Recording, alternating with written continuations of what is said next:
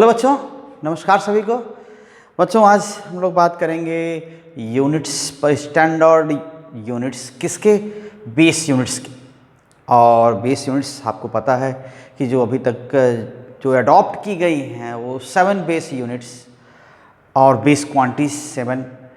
तो उसमें length, mass, time, luminescence intensity, electric current and amount of matter and temperature, ये 7 base quantities हैं और इनकी यूनिट्स को आप बेस यूनिट्स कहते हैं। तो यूनिट्स डिसाइड करने का मतलब पहले भी बात किया था कि this is unit is what, this is arbitrarily chosen amount of same kind जिसको मेजर करना है। लेंथ मेजर करना है तो ऐसे ही एक मान लिया, चलिए इतनी बड़ी लेंथ को हम बोलेंगे 1 मीटर कह लिया गया। मास को मान लिया गया कि हाँ ठीक है, इतने मास को हम 1 किलोग्राम कहेंगे। This is arbitrarily chosen amount which is internationally accepted. Okay, internationally accepted, सब लोगों ने मिलकर मान लिया कि ठीक है हम इसको 1 किलोग्राम कहेंगे, इसको हम 1 मीटर कहेंगे। तो वो स्टैंडर्ड, इसीलिए बोलते हैं कि वो स्टैंडर्ड मान लिए गए, जैसे सब कोई मान ले वो स्टैंडर्ड बन जाता है। तो इसको हम स्टैंडर्ड यूनिट्स कहते हैं। तो इनमें क्या है, स्पेसिफिक डेफिनेशंस अडॉप्ट की गई हैं और वो 1960 में जो कॉन्फ्रेंस हुआ था, 11th conference on weights and measurements, तो उसमें ये डिसाइड किया गया, अडॉप्ट किया गया जो मॉडर्न यूनिट्स हैं अभी उनको। तो इन्हीं के बारे में बात करेंगे। तो सबसे पहले तो इसके पीछे क्या, ये यूनिट्स की साइज़ के पीछे जो लॉजिक है, जो सेंस है जो इसमें काम करता है वो क्या है। आप देखेंगे कि जो बहुत कुछ अलग से मतलब इलेक्ट्रिक करंट और ल्यूमिनस इंटेंसिटी और ये अमाउंट ऑफ मैटर, इसके बारे में अगर ना बात करें कि वो बहुत जनरल बातचीत में, कन्वर्सेशन में आते नहीं हैं, ठीक है, वो हमारे लिए साइंटिफिक स्टैंडर्ड्स हैं तो हैं। लेकिन जिन लेंथ, मास, टाइम और टेम्परेचर जिसका हम लोग जनरली बातों बातों में हम लोग नाम लेते रहते हैं, वो स्टैंडर्ड्स क्या हैं। अब देखेंगे कि 1 मीटर, तो 1 मीटर किसके आसपास होता है? कभी कभी लोग बोलते हैं हाँ इतना बड़ा, हाथ फैला लिया इतना बड़ा, ठीक है ना। तो या हम कोई चीज़ हाथ फैला के वहाँ तक या वहाँ तक, हमारी जहाँ तक रीच है, ठीक है। अब कहेंगे एकदम एग्जैक्टली यही लिया गया था, अब वो जो सोचा गया, लेकिन उसके पीछे सेंस यही कि यूनिट की साइज़ क्या होनी चाहिए, लगभग ऐसी होनी चाहिए कि इसके दोनों ओर मेजरमेंट कुछ वैसे ही हों। तो जो हम लोग जो मेजरमेंट लेते हैं, अगर आप लेंथ की मेजरमेंट सोचें तो ये कहाँ से मेजरमेंट कितनी लेनी पड़ती है। आप इलेक्ट्रॉन न्यूक्लियस की साइज़ की भी बात करते हैं और आप स्टेलर डिस्टेंसेस की बात करते हैं, सन की डिस्टेंस या उससे बड़ी डिस्टेंसेस की बात करते हैं, लाइट ईयर में बात करते हैं, तो वो डिस्टेंसेस हैं। एक और जो 10⁻15, 10⁻16 मीटर के रेंज में हैं, और एक वो डिस्टेंसेस हैं न्यूक्लियस की साइज़ है जो 10⁻−15, -16 के रेंज में है। तो 10⁻−15 से लेकर 10⁻+15 मीटर तक मीटर ऐसा लिया गया। मीटर ऐसा लिया गया है कि ये न्यूक्लियस की साइज से लेके स्टेलर डिस्टेंसेस तक क्या है, उसके बीच में आके रह रहा है। तो मीटर के इधर भी 10⁻−15 मीटर जो आप न्यूक्लियस की साइज तक पहुंचते हैं, और इधर भी पहुंचते हैं कि इधर 10 पावर मतलब इंक्रीजिंग साइड में 10⁻50 या 10⁻16 मीटर तक आप मेजरमेंट्स जनरली एक्सप्रेस करते हैं। तो मीटर का साइज कैसा होना चाहिए, और ये पाएंगे कि लगभग क्या है, हम जो हैंडल करते हैं चीज़ों को, अपने आसपास की चीज़ों को, तो हमारा एक रेंज है, हमारी रीच कहाँ तक है कि एक जगह आप बैठे हैं तो कहाँ कहाँ तक की चीज़ों को आप हैंडल कर सकते हैं, कंट्रोल कर सकते हैं। तो ये लगभग क्या है 1 मीटर के आसपास टिकता होगा, इसके आसपास। तो इतनी बड़ी साइज रखने का पीछे एक सोच सेंस यही सा ही है। 1 kg का जो डायरेक्ट का जुड़ाव है कहा जाए, तो हम वहाँ भी चीज़ों को ईजिली हैंडल करते हैं कि कितना हम, जैसे आप इमेजिन कर सकते हैं हम कितना खाना खाते हैं, कितना पानी पीते हैं, ईजिली कितने मास के या कितने वज़न के हम कपड़े, जूते सब पहन लेते हैं। लगभग जो रफली जो मास आता होगा इनका ये 1 kg के अराउंड ही है। उससे ज़्यादा या कम होगा तो क्या होगा, वो थोड़ा हल्का या भारी लग सकता है। तो आप बुक्स भी आपकी हैं तो आप देखेंगे बुक्स का जो साइज है ठीक है, बहुत मोटा हो रहा है तो 2 वॉल्यूम कर देते हैं। कोई कंटेंट अगर आपका 11th का 12th का बुक है और खासकर रेफरेंस बुक्स हैं तो क्या है उसमें 2 वॉल्यूम कर देते हैं कि बहुत भारी ना हो जाए। तो इजी हैंडलिंग जितने मास की आप करते हैं जो आपके एकदम डायरेक्ट आपसे जुड़ा हुआ है तो उसको आप देखेंगे तो 1 kg के अराउंड, हम नहीं कह रहे कि स्टैंडर्ड है लेकिन उसके अराउंड है, ठीक। वैसे टाइम का कि आपका रिस्पॉन्स क्या है, आप 1 सेकेंड बोलते हैं ना कि 1 सेकेंड में अगर आपको कुछ कमांड दिया जाए, कोई आदेश किया जाए तो आप रिस्पॉन्ड कितनी जल्दी कर सकते हैं। या इधर कुछ एक्टिविटी हो रही है तो आप सामने देख रहे हैं, इधर से उधर में कितना वो आप फ्लिप कर सकते हैं, कितना जल्दी उस रिस्पॉन्स का, ठीक है ना। वो एक टाइम कि कितना एवरेज टाइम लगता होगा एक ऑब्जर्वेशन से दूसरे ऑब्जर्वेशन में शिफ्ट करने का। तो ये लगभग 1 सेकेंड के जैसा दिखता है। तो कुछ ऐसा सेंस ये मिडिल में आता है। सोचिए कि हमारे रिस्पॉन्सेस क्या हैं, ये हमारे रिस्पॉन्सेस, हमारी हैंडलिंग, हमारा रीच एकदम एवरेज में है नेचर के, कि हम इधर भी उतनी छोटी यूनिट तक जाते हैं, उधर भी उतनी बड़ी यूनिट तक जाते हैं और वो मेजरमेंट्स हमें करने पड़ते हैं या करते हैं, एक्सप्रेस करते हैं। तो ऐसे ही कुछ डेफिनेशन अडॉप्ट की गई हैं इनके स्टैंडर्ड्स के, बेस यूनिट्स के। तो जिसमें क्या है, जो 1 मीटर का है, ओके, सो 1 मीटर,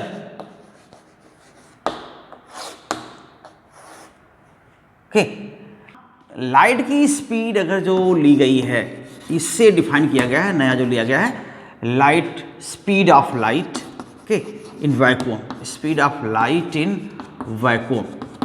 इनमें जो लिया गया है वो क्या है, 299,792,458, okay, means here means 299,792,458 metres per second. ये कितना है, लाइट की स्पीड है वैक्यूम में। ये जो इसको कैलकुलेट किया गया इस प्रिसीजन तक।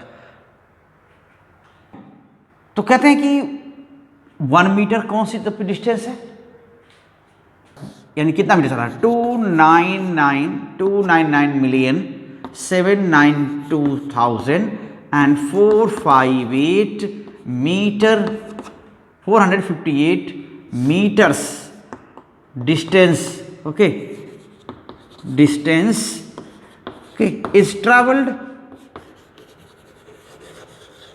इन 1 सेकेंड, इन 1 सेकेंड ऐसा मान रहे हैं। तो फिर क्या हो जाएगा, therefore this is since and therefore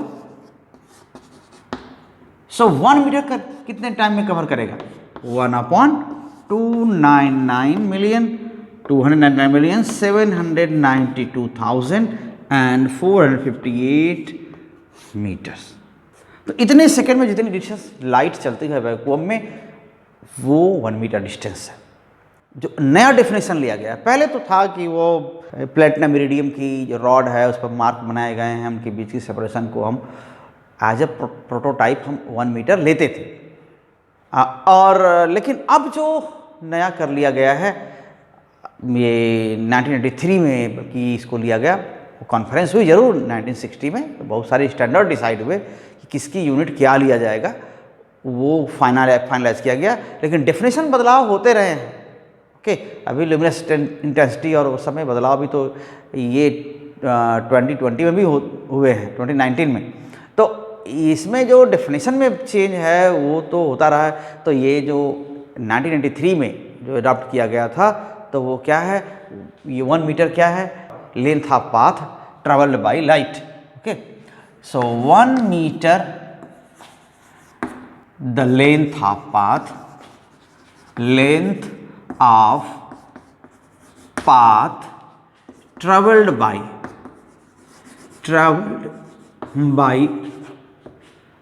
light, okay, in vacuum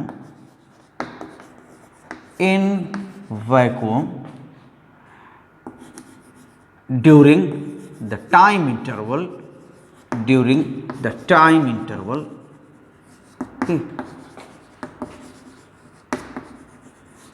How much?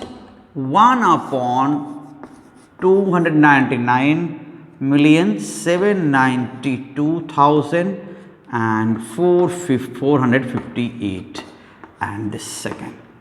सो इतने सेकेंड में जितना डिस्टेंस वैक्यूम में लाइट चलता है वो डिस्टेंस क्या है? 1 मीटर है। तो ये इसको स्टैंडर्ड लिया गया और ये कब अडॉप्ट किया गया?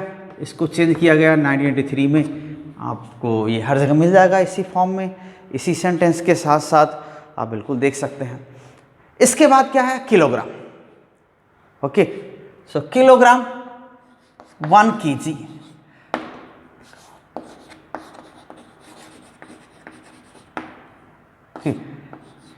सो 1 kg सिंबल यहाँ पर और 1 मीटर ऐसे ये सिंबल। तो 1 kg क्या है? ये तो अभी वही चल रहा है जो 1960 में अडॉप्ट कर लिया गया। 1 kg mass is, this is mass of a prototype cylinder, a platinum iridium alloy kept in Paris. It has diameter of 39 mm and a height of 39 mm. So this mass is taken as standard of mass. Okay. So 1 kilogram, nothing to discuss much, but this is standard is adopted. Okay. और भी पहले carbon के atom के मास पर, hydrogen atom के मास पर ऐसे पहले डेफिनेशन रखते थे, लेकिन जो अडॉप्ट कर लिया गया उसी को ये स्टैंडर्ड बोलते हैं। प्रोटोटाइप मतलब कि वही पुराना जो शुरुआत में मान लिया गया था। प्लैटिनम इरिडियम मेटल इसलिए बात करते हैं कि ये नॉन कोरोसिव है और ये बाद हल्का मन नहीं होगा, वो सिलेंडर एक बार रख दिया गया तो उतना ही रहेगा, किसी तरह का डिफ्यूजन, डीके या रिएक्शन किसी के साथ और नहीं करता है जनरली, तो इररिएक्टिव टाइप का है, इसलिए उसको स्टैंडर्ड की तरह लिया गया है कि जब भी कंपेयर करना होगा किसी मास स्टैंडर्ड को तो उससे कंपेयर किया जाएगा। सो 1 kilogram is what? 1 kilogram, okay, is the mass of the international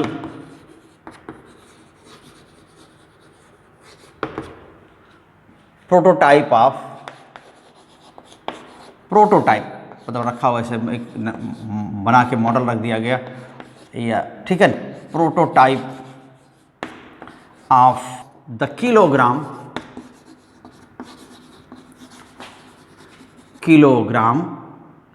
okay. क्या है? A cylinder of platinum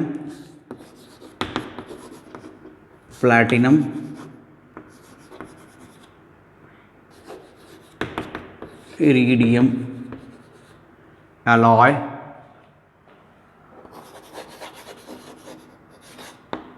kept at international bureau of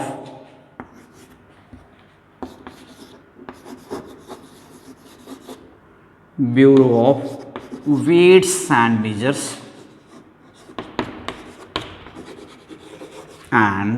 measures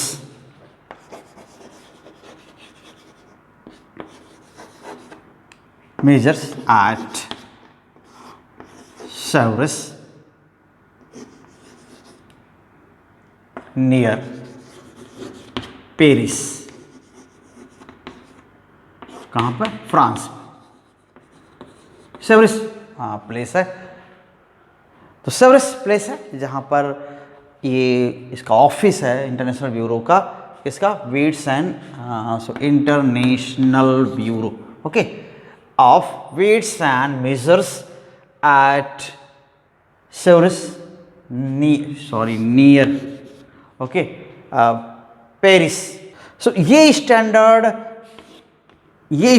क्या है? जो लिया गया था वो 1989 में इसको अडॉप्ट किया गया था। पहले और भी स्टैंडर्ड्स लेते थे लेकिन बाद में घूम फिर के वहीं आ गए। शुरुआत में भी ये था और बाद में भी ऐसा हो गया, इसी को लिया गया। तो ये जो सिलेंडर का कर्ण, इसका सिलेंडर का डायमीटर है, ठीक है, डायमीटर ऑफ सिलेंडर कितना है 39 mm एंड हाइट क्या है, हाइट ऑफ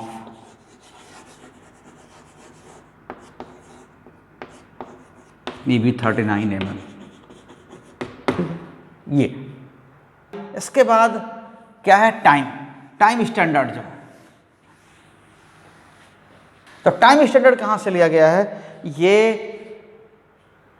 ये सीजियम क्लॉक से या सीजियम के हाइपर फाइन स्ट्रक्चर में जो कितने वाइब्रेशन हैं ट्रांजिशन के, वो वहाँ से लिया गया स्टैंडर्ड। ओके, क्योंकि जानते हैं हर रेडिएशन की अपनी फ्रीक्वेंसी होती है। ये रेडिएशन क्या होते हैं अभी आगे जब पढ़ेंगे आप, तो बहुत कुछ तो तुरंत नहीं बताया जा सकता, क्योंकि अभी आपको एनर्जी लेवल्स, स्ट्रक्चर वगैरह, fine structure, hyper fine structure, ये सब का आइडिया नहीं है। 10th स्टैंडर्ड में तो था नहीं कहीं। तो जब पढ़ेंगे तो वहाँ पर आपको मालूम होगा कि जो रेडिएशन इमिट होते हैं एटम से, वो एटम्स उनके सोर्स हैं। तो वहाँ से जब उनमें बहुत सारे एनर्जी लेवल्स होते हैं, उनके बीच ट्रांजिशन होता है, मीन्स इलेक्ट्रॉन एनर्जी ले करके हायर एनर्जी लेवल में जाता है, वहाँ से लौटता भी है, तो एनर्जी इमिट होती है, इनकी अपनी फ्रीक्वेंसी होती है। तो फ्रीक्वेंसी का मतलब न किसी वाइब्रेशन से ओरिजिनेट होती है। फ्रीक्वेंसी का मतलब है कि कोई चीज़ वाइब्रेट कर रही है, तो इस वाइब्रेशन की फ्रीक्वेंसी कितनी है, उसका पीरियड कितना है, ये हमारी एक टाइम की चीज़ है ना, कि कितना एक वाइब्रेशन में कितना टाइम लगता है, या 1 सेकंड में कितने वाइब्रेशन होते हैं।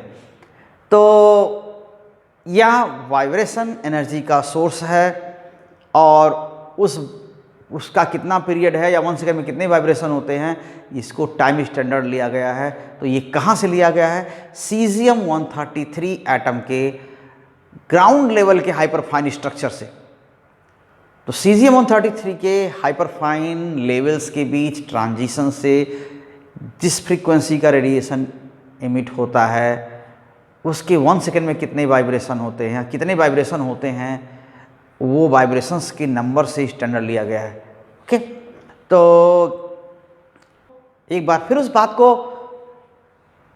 को हम इस तरह कह सकते हैं कि सीजियम 133 के ग्राउंड लेवल के हाइपरफाइन स्ट्रक्चर में 2 लेवल्स के बीच जो ट्रांजिशन होते हैं वो कितने होते हैं, 1 सेकेंड ऐसा टाइम है जिसमें कितने वाइब्रेशन होते हैं, कितनी फ्रीक्वेंसी है, और फ्रीक्वेंसी छोड़ दीजिए, कितने वाइब्रेशन होते हैं 1 सेकेंड, उसी को फ्रीक्वेंसी कहते हैं।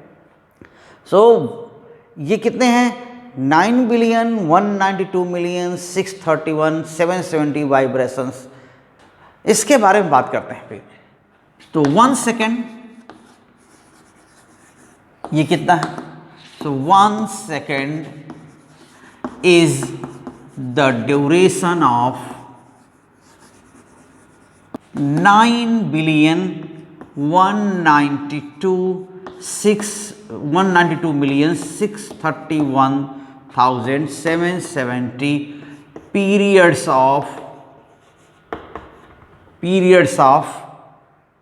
of the radiation corresponding to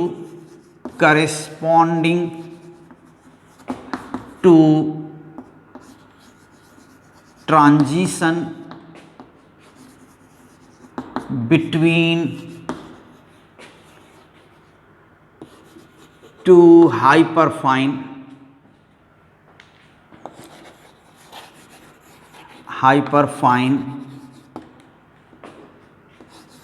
levels of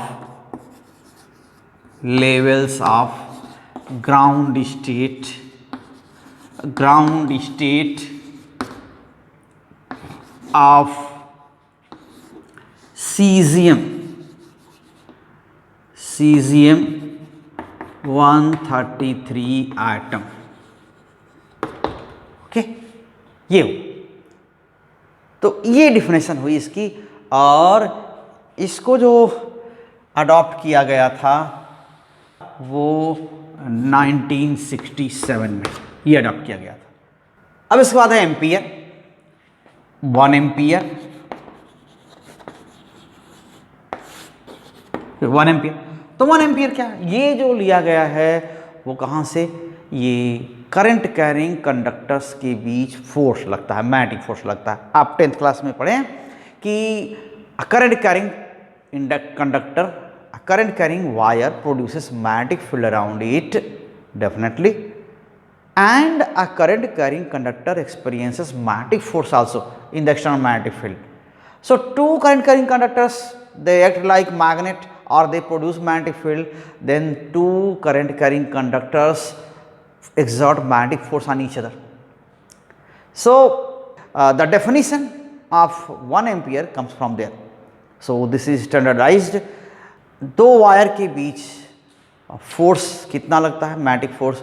अभी आप जब 12th क्लास में जाएंगे या इवन कुछ लोग 10th क्लास में भी इतने थोड़े इंटरेस्ट लेते हैं और वो इन डेफिनेशंस को जानते भी हैं कि कितना फोर्स, दो करंट कैरिंग कंडक्टर है तो उनके बीच फोर्स क्या लगता है। ये force equals mu naught upon 4 pi, या जनरली हम लिखते हैं 2 pi, okay, I1 I2 upon R into L, ऐसे लिखते हैं पर।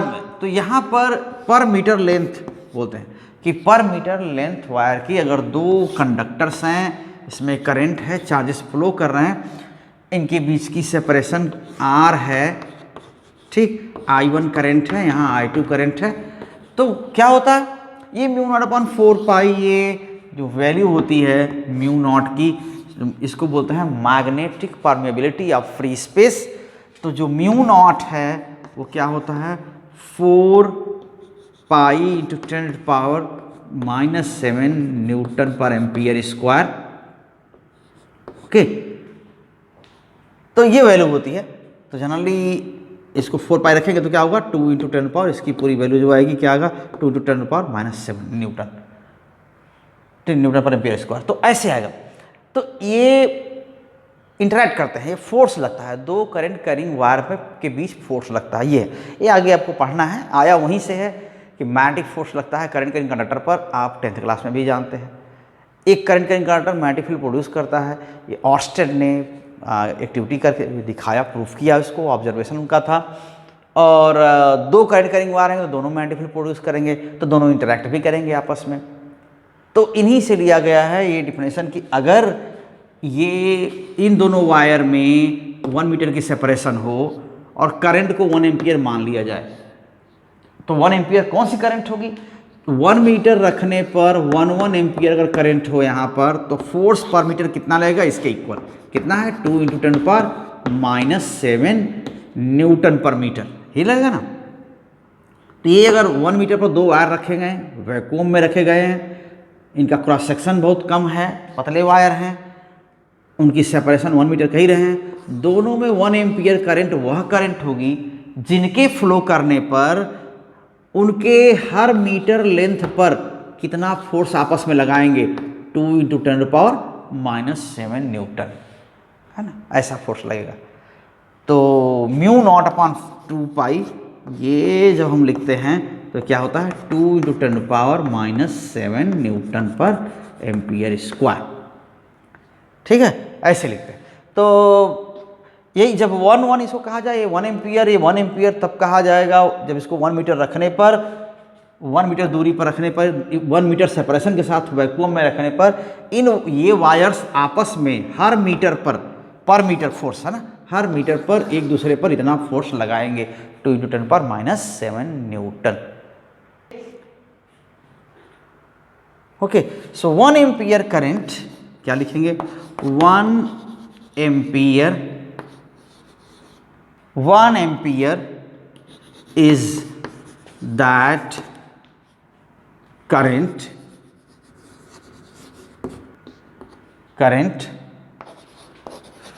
which if maintained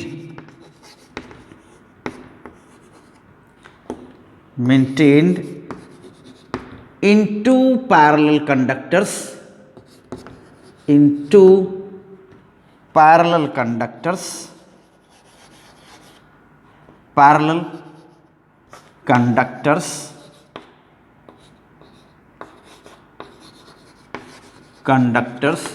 of infinite length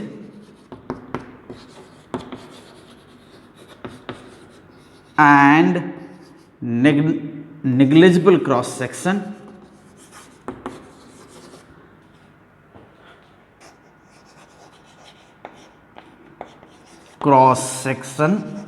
okay, placed 1 meter apart in the vacuum,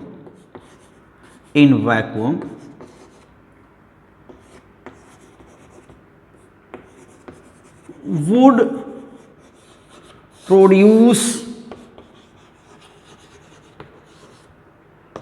a force between them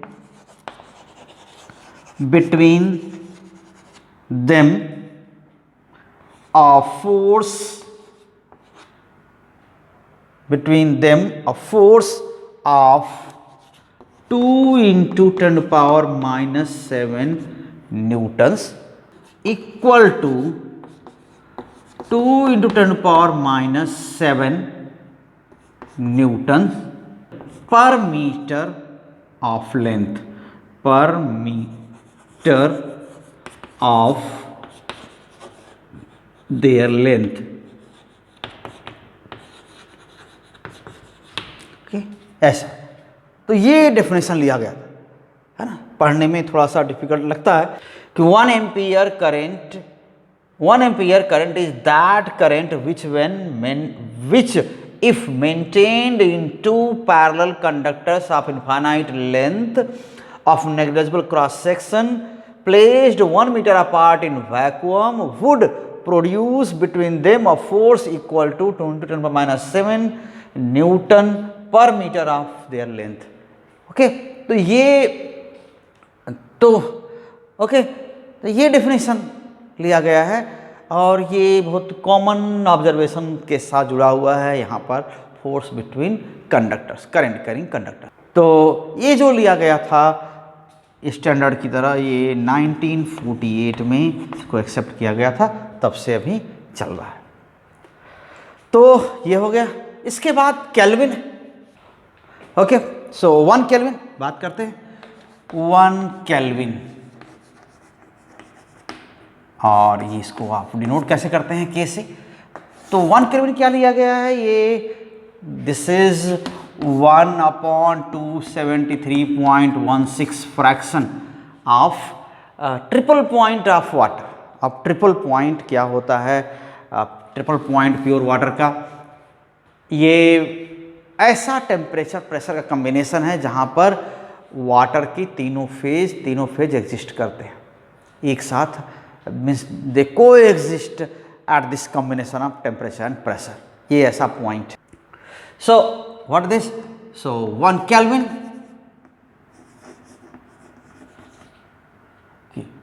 kelvin is the fraction 1/273.16 of the thermodynamic temperature, thermodynamic temperature of triple point of water,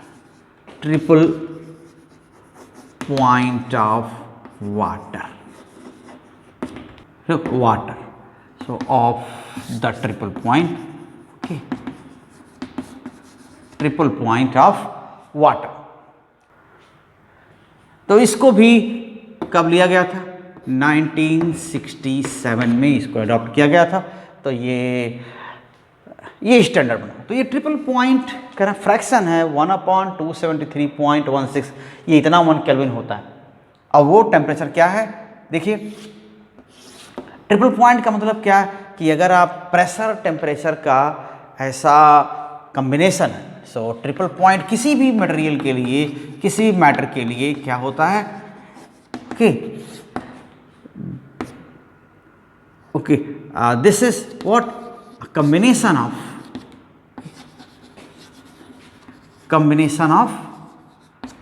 temperature and pressure. ये हम कोई अलग definition नहीं दे रहे हैं, ये यहीं तक हो गया definition. Okay, temperature and pressure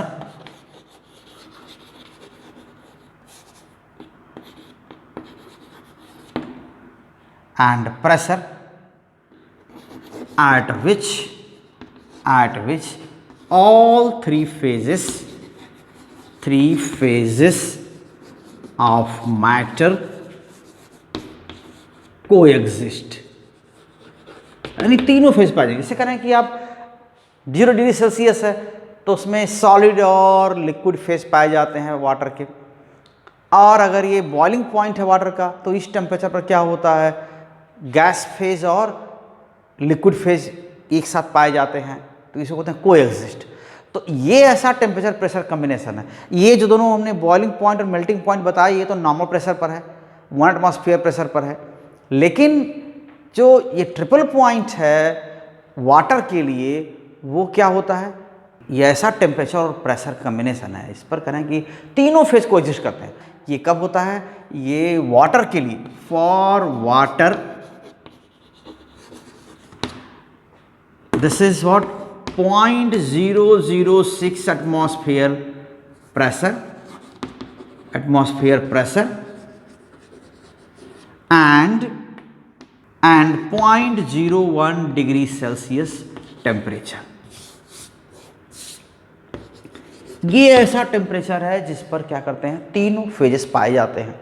यहाँ पर प्रेशर टेम्परेचर में वेरिएशन करके गैस से डायरेक्ट सॉलिड में, सॉलिड से डायरेक्ट गैस में, या सॉलिड से लिक्विड में, लिक्विड से गैस में, ये सब चेंजेस किए जा सकते हैं वेरिएशन से। तो ये चीज़ वाटर के लिए है ट्रिपल पॉइंट, ठीक है।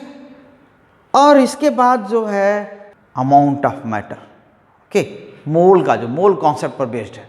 मोल क्या है, 1 मोल एक तरह से आप बोलते हैं ना 150, 100, 1 डजन, तो एक अमाउंट्स हैं ये। तो जो अमाउंट ऑफ सब्सटेंस है उसके लिए मोल यूज़ करते हैं।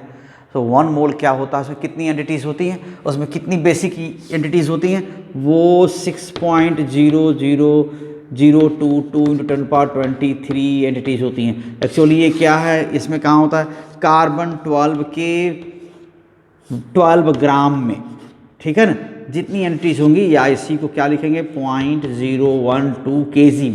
कितने इसके एंटिटीज़, बेसिक एंटिटीज़ यानी एटम्स कितने होते हैं। आप 12 ग्राम कार्बन लीजिए, उसमें कितने एटम्स कार्बन 12 के होंगे, ये पूरा कार्बन 12 ही रहेगा, तब की बात कर रहे हैं, उसमें और कुछ नहीं रहना चाहिए। तो कार्बन 12 वाला कार्बन आप लेते हैं, ये आइसोटोप लेते हैं, और उसमें उसका 12 ग्राम है, तो उसमें कितने एटम्स पाए जाएंगे, कितनी, उसी को बोलते हैं बेसिक एंटिटीज़ पाई जाती हैं। उन्हीं के नंबर को हम क्या बोलते हैं, 1 मोल कहते हैं।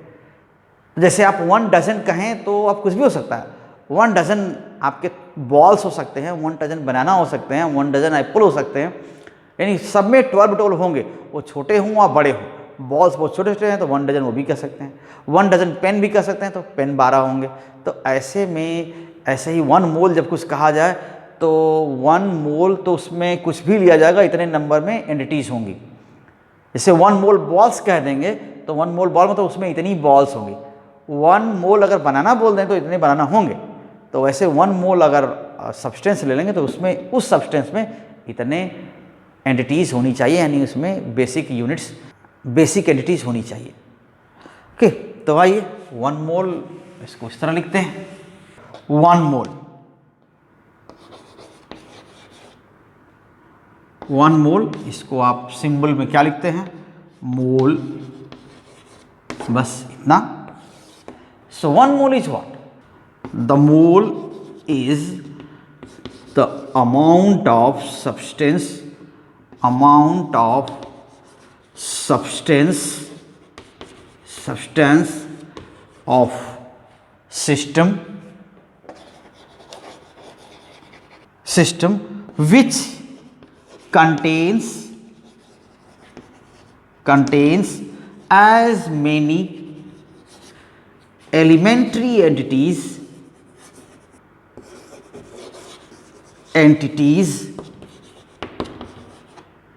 as there are in 0.012 kg or 12 gram of carbon 12 okay.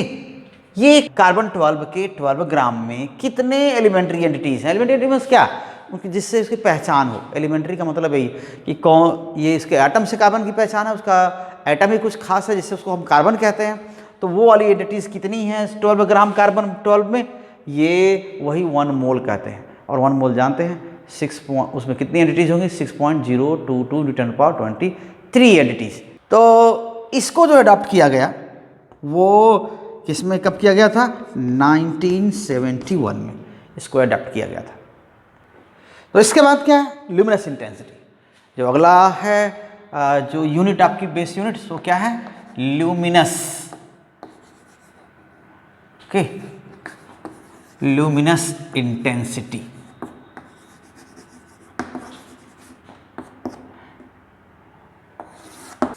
तो ये इंटेंसिटी किसकी है? विजिबल लाइट की। Okay, means this is intensity,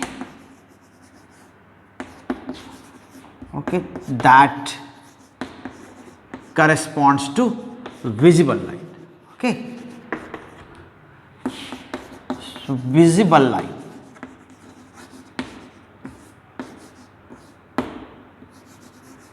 तो एक तरह से क्या है? मेजर ऑफ ब्राइटनेस, कि ज़्यादा ब्राइट है, कम ब्राइट है, किसी एंगल में कितनी लाइट आ रही है। सॉलिड एंगल में, सॉलिड एंगल आप नाम सुने होंगे, आप नहीं होंगे तो इसके बाद तो फिर बताना ही है सॉलिड एंगल। ठीक, तो ये this is actually measure of brightness, okay. और इवन ये डिपेंड भी करता है हमारी आई की सेंसिटिविटी पर, डिपेंड करता है कि कौन से कलर को कौन सी वेवलेंथ, क्योंकि हमारी जो आई है वो क्या है? ये डिफरेंटली सेंसिटिव है डिफरेंट वेवलेंथ्स के लिए। ग्रीन कलर आप सुनते होंगे, ग्रीन कलर के लिए हमारी आई क्या है? बहुत ज़्यादा ही सेंसिटिव है। तो वैसे में ये क्या होता है? तो ये क्या करते हैं? This is defined on the ground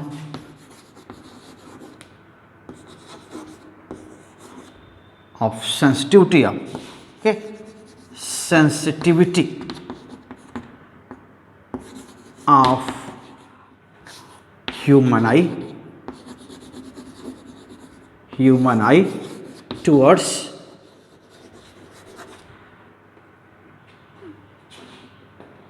wavelengths of visible light, wavelengths of visible light,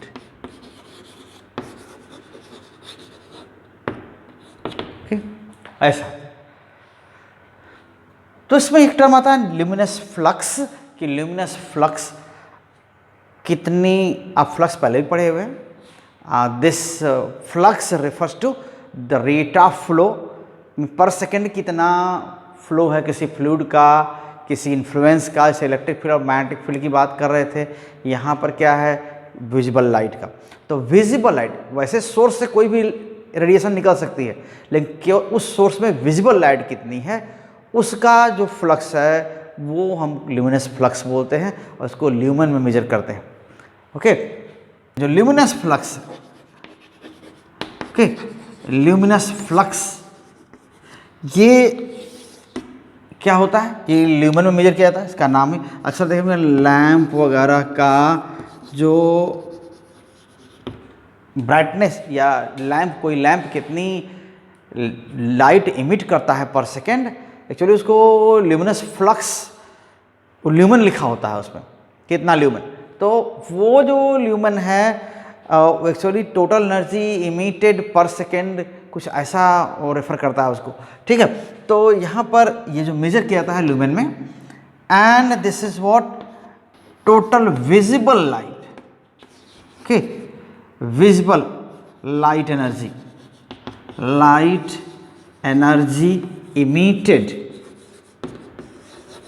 by the source पर सेकेंड, ओके। तो ये ल्यूमिनस फ्लक्स, उसमें और भी रेडिएशन हो सकते हैं लेकिन विजिबल लाइट कितना है, ये विजिबल कैरेक्टर जो लाइट का है उसमें सारे वेवलेंथ्स एक जैसे हमारी आई को नहीं स्टिमुलेट करते या इन्फ्लुएंस करते, अलग अलग कलर में अलग अलग एफिकेसी होती है अलग अलग कलर की, ठीक है। तो हम ये पाते हैं कि मैक्सिमम कितना हो सकता है विजिबल लाइट की मैक्सिमम जो एफिकेसी बोलते हैं, ठीक है, वो कितनी हो सकती है। तो ये ग्रीन कलर के लिए होता है। अगर मान लेते हैं कोई सोर्स केवल विजिबल लाइट ही प्रोड्यूस कर रहा है या उस रेंज में प्रोड्यूस कर रहा है, तो उसमें सबसे ज़्यादा ग्रीन कलर के लिए, वो भी ग्रीन कलर में चुना किसको गया है, 540 × 10⁻12 हर्ट्ज, ओके, या 555 नैनोमीटर वेवलेंथ। इस रेडिएशन के लिए हमारी आंख सबसे ज़्यादा सेंसिटिव है, इस कलर के लिए ग्रीन कलर है। तो इसके रिस्पेक्ट में अगर डिफाइन करते हैं तो जो मैक्सिमम एफिकेसी आती है विजिबल लाइट की, तो बोलते हैं कि 683 ल्यूमेन पर वाट। अगर कोई सोर्स 1 वाट का है और उससे जो इस कलर की, इस वेवलेंथ की या इस फ्रीक्वेंसी की रेडिएशन करस्पॉन्डिंग कितनी विजिबल लाइट की एनर्जी आ रही है, वो उसको हम बोलते हैं 683 ल्यूमेन, ठीक है, 683 ल्यूमेन। ये मैक्सिमम एफिकेसी है विजिबल लाइट की। यानी पूरी लाइट समझिए कि अगर विजिबल ही हो निकलने वाली, अगर तो 1 वाट उस लैंप 1 वाट एनर्जी रेडिएट कर रहा है तो 683 ल्यूमेन उसमें क्या हो जाएगा, जो फ्लक्स किसका होगा, ग्रीन कलर का होगा। मैक्सिमम फ्लक्स वही है जो हमारे आंख पर लाइट वाला इफेक्ट प्रोड्यूस करता है, ठीक है। तो उसको हम बोलते हैं 683 ल्यूमेन, ऐसा है। अब क्या है कि ल्यूमेन और ल्यूमिनस इंटेंसिटी में क्या रिलेशन है। तो जो ल्यूमिनस एफिकेसी है, ठीक है, सो मैक्सिमम ल्यूमिनस एफिकेसी वो कितनी है, ये हम बोलते हैं 683 पर वाट, ठीक है। किसके लिए, मोनोक्रोमेटिक लाइट, कौन सी, ग्रीन कलर के लिए। हम अगर डिफाइन करें इसको, अगर देखें कि ल्यूमिनस इंटेंसिटी और ल्यूमिनस फ्लक्स में क्या रिलेशन है, तो ये रिलेशन देखिए इस तरह होता है कि अगर 1 ल्यूमेन का कोई सोर्स है 1 स्टेरेडियन सॉल्ट एंगल में, ये सॉल्ट एंगल कितना है, ये सॉल्ट एंगल 1 स्टेरेडियन का है, ठीक है। सॉल्ट एंगल इस तरह आप समझ सकते हैं कि आप एक कोन लीजिए, तो कोन का जो पॉइंट है, उसका वर्टेक्स है, वो कैसा झुका हुआ है, उसके जो इसका इंक्लाइंड प्लेन है, इंक्लाइंड सरफेस है, वो कैसा झुका हुआ है, जो लेटरल सरफेस है वो कैसा है। अगर वो बहुत नुकीले टाइप का है तो कम सॉल्ट एंगल है, अगर ऐसा है थोड़ा सा फ्लैटनेस ज़्यादा दिख रही है, तो वो कोन एंगल अगर ज़्यादा है तो जान लीजिए उसको बोलते हैं कि सॉल्ट एंगल ज़्यादा है, ठीक है ना। आप पेंसिल शार्पन करते हैं तो क्या करते हैं, एक तरह से सॉल्ट एंगल को आप कम करते हैं, यही करते हैं। तो जैसे चर्च वगैरह है, उसके जो अपर पोर्शन जो उसका होता है वो क्या है, वो बहुत नैरो होता है। अगर थोड़ा सा ऐसे फ्लैट हो तो क्या हो जाएगा, उसको कहेंगे सॉल्ट एंगल बढ़ गया। तो ये सॉल्ट एंगल ऐसे ही, तो किसी सरफेस से, कोई एरिया एलिमेंट की बाउंड्री से किसी पॉइंट को मिलाएं तो क्या बनता है, सॉल्ट एंगल बनता है, ठीक है ना। समझ रहे हैं कि किसी सरफेस एलिमेंट को, ये सरफेस एलिमेंट है कोई, और इसकी बाउंड्री से इस पॉइंट को मिला दें चारों ओर से, ठीक है, तो क्या बनेगा, यहाँ जो कोन जैसा बनेगा वो उसको बोलते हैं सॉलिड एंगल। और एक पॉइंट पर मैक्सिमम सॉलिड एंगल कितना बन सकता है, एरिया बड़ा होते होते ऐसे होकर के गोल हो, ऐसे राउंड होते होते ऐसा हो जाए तो किसी पॉइंट पर सॉलिड एंगल क्या हो, जैसे बनकर क्या ऐसे आता है 2 पाई एंगल बनता है। और उतना ही नीचे से ऐसे लेके आए तो क्या हो जाएगा, ये 2 पाई ऊपर से 2 पाई नीचे से, तो किसी पॉइंट पर 4 पाई एक सॉलिड एंगल मैक्सिमम बन सकता है। 4 पाई स्टेरेडियन बोलते हैं, वो 4 पाई स्टेरेडियन है। तो उसी को बोल रहे हैं कि अगर ये 1 स्टेरेडियन एंगल है, ठीक, 4 पाई कंपेरिजन में सोच लीजिए 4 पाई क्या होता है, 1 पाई क्या होता है 3.14, और 4 पाई आप समझ सकते हैं कितना होगा। तो स्टेरेडियन, ये 1 स्टेरेडियन में अगर यहाँ पर ये इस एंगल में कितना 1 कैंडेला, ठीक है ना, 1 कैंडेला का ल्यूमिनस इंटेंसिटी होगी अगर ये सोर्स, ठीक है, 1 ल्यूमेन का होगा। या ये कहिए कि अगर 1 ल्यूमेन, इस तरह कहिए, इस एंगल में 1 ल्यूमेन ल्यूमिनस फ्लक्स है, या टोटल जो ऑप्टिक्स की एनर्जी है, ये कहा जाए कि विजिबल एनर्जी है। सो 1 ल्यूमेन विजिबल एनर्जी है, अगर 1 ल्यूमेन विजिबल फ्लक्स है, ठीक, तो 1 lumen visible flux 1 steradian solid angle में कन्फाइंड है, बाउंड है उसी, तब क्या कहेंगे, यहाँ इंटेंसिटी क्या कही जाएगी, 1 कैंडेला कही जाएगी। या अगर उल्टा कहिए इसका कि अगर 1 कैंडेला यहाँ की इंटेंसिटी है, ठीक, और तो जितना फ्लक्स ल्यूमिनस या विजिबल लाइट का फ्लक्स जितना इससे सराउंडेड है, या ये कहिए कि जितना बाउंड है 1 स्टेरेडियन एंगल में, वही 1 ल्यूमेन होता है। 1 ल्यूमेन ल्यूमिनस फ्लक्स क्या है, आप समझ लीजिए कि 1 स्टेरेडियन सॉलिड एंगल में जो बाउंड फ्लक्स है, इससे रिलेटेड जो फ्लक्स है 1 ल्यूमेन होगा अगर इस सॉलिड एंगल में 1 कैंडेला की ल्यूमिनस इंटेंसिटी वो प्रोड्यूस करता है। तो ल्यूमिनस इंटेंसिटी या ब्राइटनेस की मेजरमेंट है। ल्यूमिन क्या है, कितनी एनर्जी आ रही है। अब यही 1 ल्यूमिन एनर्जी चारों ओर फैल जाए, एंगल बड़ा हो जाए, बड़े एंगल में फैल जाए, तो इंटेंसिटी क्या हो जाएगी, कम हो जाएगी। यही एंगल क्या होगा, और छोटा और पतला नैरो हो जाए, ठीक है, तो वो क्या हो जाएगा, उतनी ही एनर्जी, उतना ही फ्लक्स अगर कम में हो जाए तो इंटेंसिटी क्या हो जाएगी, बढ़ जाएगी, ब्राइटनेस बढ़ जाएगी। तो जनरली इंटेंसिटी क्या है, वो ब्राइटनेस की मेजरमेंट है, और जो फ्लक्स है वो एनर्जी का मेजरमेंट है जो सोर्स से निकल रहा है। तो यही एनर्जी अगर दूर तक फैल जाए, बड़े एंगल में हो जाए तो इंटेंसिटी कम हो जाएगी, यही एंगल छोटे एंगल में हो जाए तो इंटेंसिटी बढ़ जाएगी। अगर 1 स्टेरेडियन में 1 कैंडेला की इंटेंसिटी ये प्रोड्यूस करता है, तो जो अमाउंट है ल्यूमिनस फ्लक्स का या विजिबल लाइट का जो अमाउंट है पर सेकंड जो आ रहा है, विजिबल लाइट का पर सेकंड जो अमाउंट यहाँ पर सोर्स से निकल रहा है, वो क्या होगा, 1 ल्यूमेन होगा।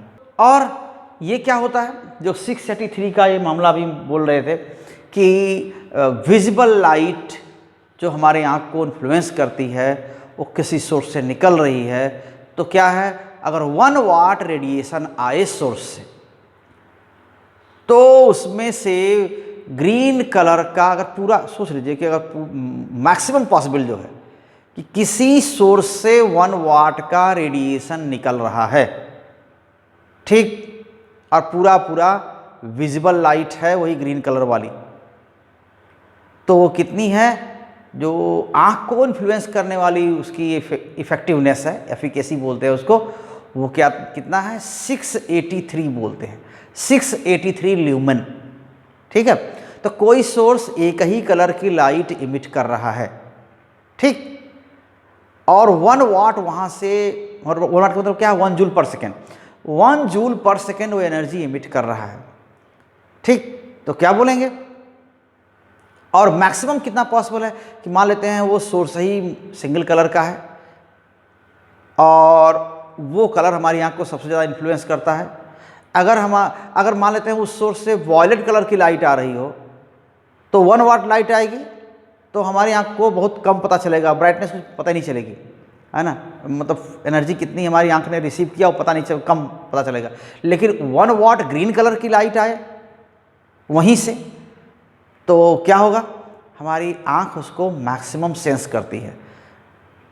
तो वो अगर कोई सोर्स है जो 555 नैनोमीटर वेवलेंथ का रेडिएशन इमिट करता है, ये ग्रीन रेडिएशन, ठीक, या उसकी फ्रीक्वेंसी क्या है, इतनी फ्रीक्वेंसी, वही है, वही फ्रीक्वेंसी, उसकी फ्रीक्वेंसी इतनी है, तो जो अगर सोर्स इतनी ही फ्रीक्वेंसी की रेडिएशन इमिट करता है और हमारी आँख उसको सबसे ज़्यादा मैक्सिमम ब्राइटनेस के साथ उसको एक्सेप्ट करेगी, तब उसको बोलते हैं, उस समय जो मैक्सिमम ल्यूमिनस फ्लक्स, उसको ल्यूमिनस एफिकेसी बोलते हैं, वो क्या है, 683 पर वाट, यानी 1 वाट अगर इमिट करता है इसी फ्रीक्वेंसी की वेव्स को 1 सेकेंड में 1 जूल इमिट करता है, या जो भी उस रेट से, ठीक है, 1 वाट की रेट से। अब वो हो सकता है कि आधे सेकंड में आधा वाट निकल रहा हो, या जो भी होगा। तो अगर पर सेकंड 1 वाट एनर्जी इस कलर की रेडिएशन के फॉर्म में आती है, तो हमारी आँख के लिए उसकी जो ल्यूमिनस एफिकेसी है वो क्या होगी, इतनी होगी, ठीक है, 683 ल्यूमेन पर वाट, इसी को बोलते हैं। तो ये ल्यूमेन पर, LM बोलते हैं, ल्यूमेन पर वाट, ठीक है, 683।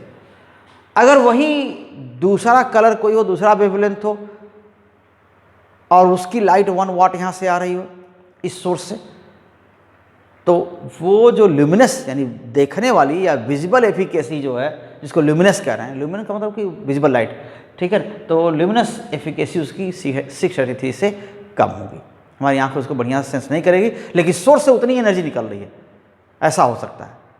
तो यहीं से डिफाइन किया गया है, लिया गया है ल्यूमिनस इंटेंसिटी की डेफिनीशन, ठीक है। तो इसमें और कुछ हम बात करेंगे, लेकिन हम लोग पहले वो चीज़ ल्यूमिनस इंटेंसिटी की डेफिनेशन लिख लेते हैं, ठीक है। तो आई वो भी किसी डायरेक्शन में ल्यूमिनस इंटेंसिटी कितनी है इस पर डिपेंड करता है। ये ल्यूमिनस इंटेंसिटी क्या है, the candela is the luminous intensity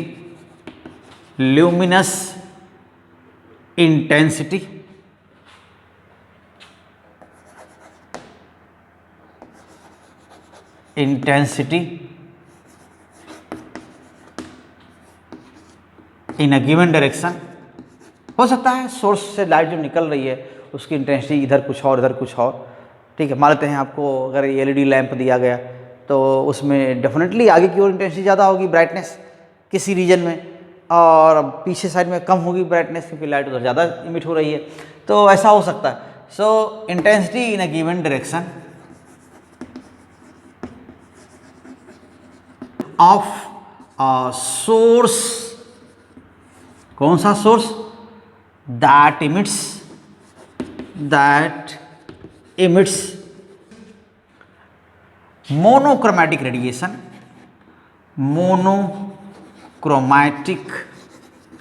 radiation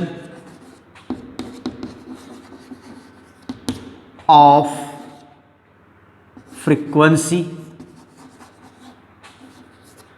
540 into 10 to the power 12 hertz, या इसी को क्या बोलते हैं, ये 555 नैनोमीटर, ये वेवलेंथ है, wavelength, and that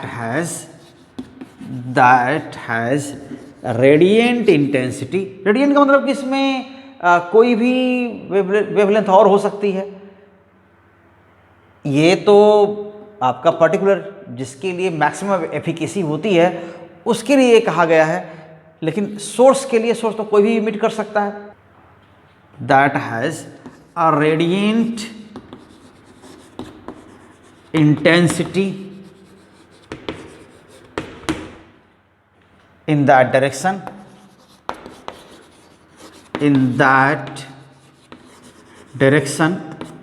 of 1/683 watt per steradian,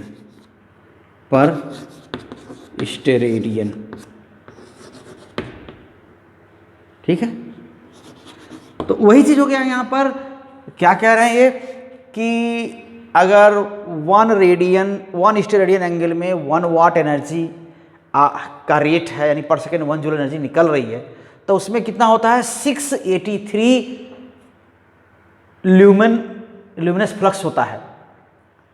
अब कैंडेला क्या होता है, 1 कैंडेला तब होगा जबकि 1 ल्यूमन इंटेंसिटी, 1 ल्यूमिनस फ्लक्स उसमें होगा 1 स्टेरेडियन में, तब बोलेंगे क्या कि ये 1 कैंडेला इंटेंसिटी है।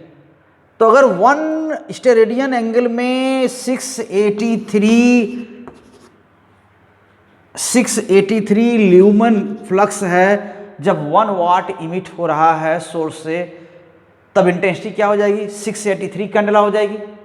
ये 1 स्टेरेडियन अभी लिखा हुआ था ना, स्टेरेडियन ये एंगल है, और यहां पर कितना है, ये इंटेंसिटी 1 कैंडेला होगी, 1 कैंडेला इंटेंसिटी होगी अगर यहाँ पर 1 luminous flux and visible light का फ्लक्स 1 ल्यूमेन हो, ठीक है, और 1 वाट ये एमिट कर रहा हो। तो ये करें। अब देखिए लेकिन है क्या, जो ये वाली विजिबल लाइट है 514 हर्ट्ज वाली, इसमें अगर सोर्स 1 वाट इस एंगल में एमिट करता है, तो उसमें इतने में ल्यूमिनस फ्लक्स यानी विजिबल लाइट का इस फ्रीक्वेंसी का मैक्सिमम फ्लक्स कितना हो सकता है 683 ल्यूमेन, ठीक है ना। तो मैक्सिमम कितना हो सकता है 683 ल्यूमेन। तो अगर 683 ल्यूमेन होगा तब इंटेंसिटी क्या हो जाएगी, 1 स्टेरेडियन एंगल में 683 ल्यूमेन पर वाट। अगर ऐसा है 1 वाट एनर्जी आ रही है, उसमें 683 ल्यूमेन क्या है, ल्यूमिनस फ्लक्स है इस वेवलेंथ का, तब यहाँ इंटेंसिटी क्या हो जाएगी 683 कैंडेला हो जाएगी। क्योंकि 1 ल्यूमेन होता 1 स्टेरेडियन एंगल में इस फ्रीक्वेंसी की लाइट, तो क्या बोलते 1 सेकेंड में आती, तो ये 1 कैंडेला इंटेंसिटी बोलते। अब 1 वाट सोर्स इमिट कर रहा है, और ये 683 ल्यूमेन क्या है, मैक्सिमम इस कलर की लाइट हो सकती है 1 स्टेरेडियन एंगल में, तब यहाँ इंटेंसिटी क्या कही जाएगी 683 कैंडेला बोली जाएगी। तो इसीलिए बोल रहे हैं कि इस डायरेक्शन में जो इंटेंसिटी है उसकी क्या है 1/683 वाट पर स्टेरेडियन, ठीक है, कि इतना वाट पर स्टेरेडियन जब निकल रहा है लाइट एक स्टेरेडियन में, तब इंटेंसिटी वहाँ 1 कैंडेला होगी। अगर 1 वाट यहाँ लाइट आए इस कलर की, तब ल्यूमिनस फ्लक्स क्या हो जाएगा 683, और यहाँ इंटेंसिटी क्या हो जाएगी 683 हो जाएगी। अगर यहाँ पर इसी कलर की लाइट 1 स्टेरेडियन एंगल में 1/683 वाट आएगा, तब 1 ल्यूमेन यहाँ क्या हो जाएगा इस कलर का, तब 1 ल्यूमेन क्या हो जाएगा इस कलर का फ्लक्स हो जाएगा, और यहाँ इंटेंसिटी क्या हो जाएगी 1 कैंडेला हो जाएगी। तो इसको आप थोड़ा ध्यान से सोचिएगा, ऐसा जो कह रहे हैं बार बार, तो ठीक है। और ये एक्सेप्ट किया गया था, अडॉप्ट किया गया था 1979 में, ठीक है, ऐसा हो। तो ये 7 क्या हो गए, बेस यूनिट्स हो गए, और एक फंडामेंटल क्वांटिटीज आपको बता दिए, बेस क्वांटिटीज, उनकी यूनिट्स हो गई। अब क्या है, सप्लीमेंट्री यूनिट्स दो रखते हैं, एक रेडियन और स्टेरेडियन। तो प्लेन एंगल का जो मेजर है वो रेडियन, और जो बाकी जो सॉलिड एंगल का मेजर है वो क्या है स्टेरेडियन। तो आइए जो सप्लीमेंट्री यूनिट्स हैं,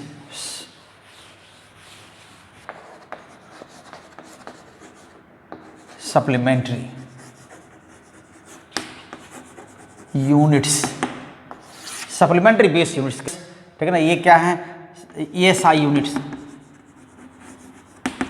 ये किसका मेजरमेंट है, देखिए प्लेन एंगल का, ये रेडियन जब बोलते हैं रेडियन, तो रेडियन क्या है, ये प्लेन एंगल का मेजरमेंट है, ठीक है ना।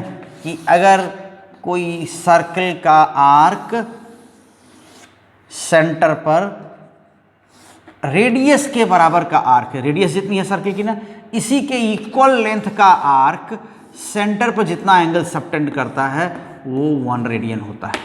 तो ये जो आर्क है ए बी, आप बोलते हैं ये रेडियस आर है, तो arc A B equals r, तब क्या होगा, तब एंगल थीटा क्या होगा, थीटा इज 1 रेडियन, ठीक है। This is measure of angle subtended by at the centre of circle by an arc equal to the length of radius.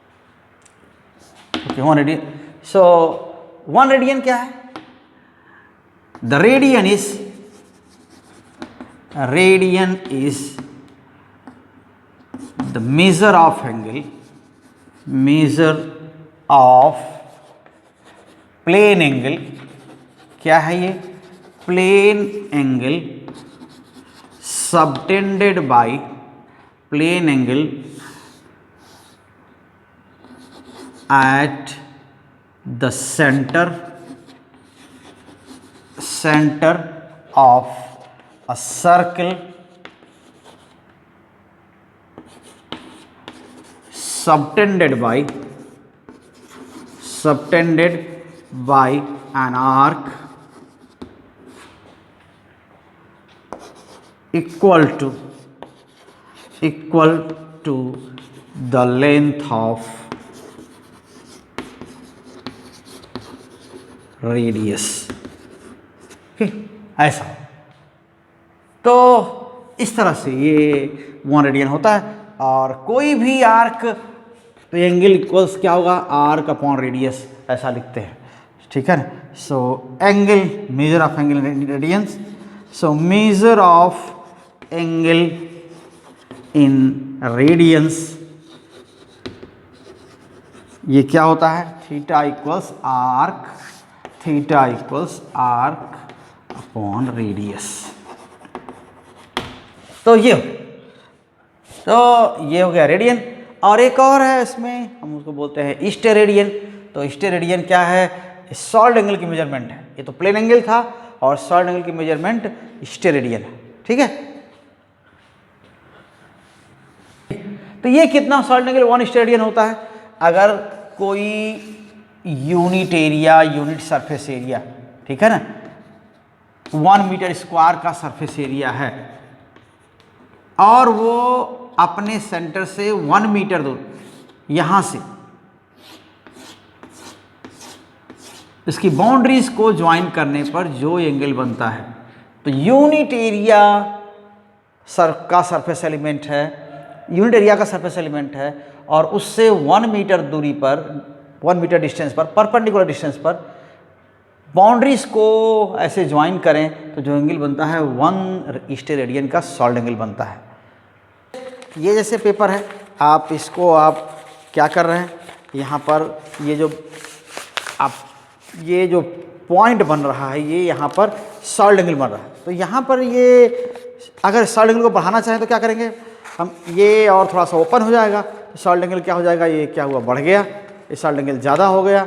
और इसको कम करना चाहें सॉलिड एंगल को तो क्या हो जाएगा, थोड़ा सा ऐसे और नैरो कर देंगे तो क्या हो जाएगा, ये सॉलिड एंगल और ये कम हो गया, ठीक है। तो सॉलिड एंगल का सेंस यही होता है कि ये कितना, इसका पॉइंटेडनेस है वो कितना ज़्यादा है। जितना नैरो होगा सॉलिड एंगल कम होगा और जितना ये एक्सपैंड होगा ऐसे, ये इस तरह से ये क्या हो जाएगा, ये सॉलिड एंगल क्या कर रहे हैं आप, सॉलिड एंगल ऐसे बढ़ा रहे हैं, तो ये बड़ा हुआ सॉलिड एंगल है। तो यूनिट एरिया का यूनिट डिस्टेंस पर बाउंड्री को मिलाने पर कितना सॉलिड एंगल सबटेंड होता है, वही 1 स्टेरेडियन होता है। तो कोई स्फेरिकल रीजन लेंगे। सो 1 स्टेरेडियन क्या है, this is the steradian. The steradian is the measure of solid angle, measure of solid angle at the center of a sphere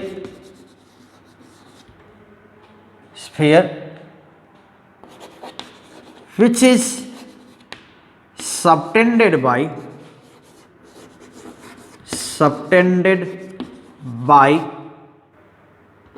the surface element of area having area equal to square of radius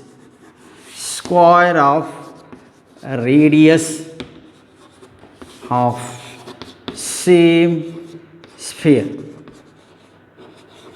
okay, spherical surface है, यहाँ पर spherical surface है और are radius है, तो are square, ठीक है, ये आर स्क्वायर एरिया का ये सरफेस एलिमेंट लेंगे तो क्या हो जाएगा, यही जो एंगल बनेगा वो क्या हो जाएगा, वो 1 स्टेरेडियन सॉलिड एंगल होगा. Okay, so this is what the steradian is the measure of solid angle, that solid angle at the center of the sphere. Okay, measure of that solid angle at the center of a sphere which is subtended by the surface element of area equal to square of radius of the same sphere. ऐसा होता है, तो इसी को आप बोलते हैं 1 steradian. So measure of solid angle, measure of solid angle, area of surface element upon radius square ऐसा होगा. और तो इस तरह से